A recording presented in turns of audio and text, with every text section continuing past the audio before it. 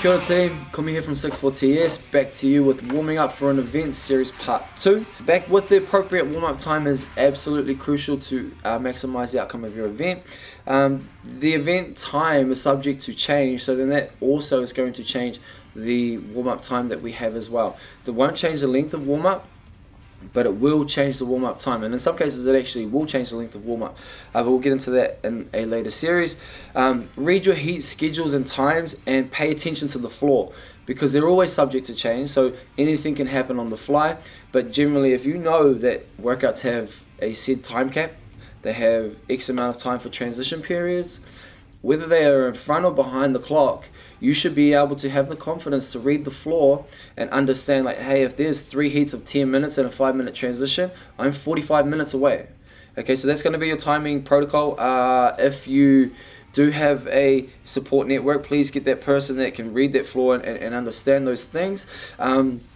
If it works out in your head and it's common sense, it probably is correct. So trust your instincts on the timing of those things, but you want to avoid having to come back to the warm-up area and doing extra warm-ups because you were too early, following on from the last one.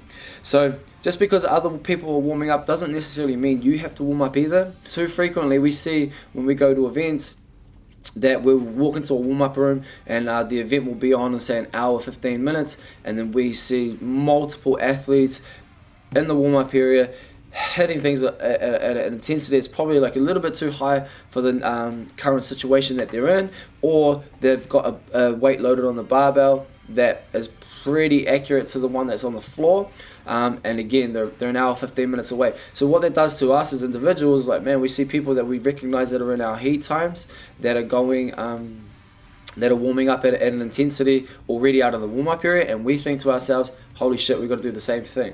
That is absolutely false information, but it can definitely hinder you and think for yourself, like, damn, I've got to be doing the same thing.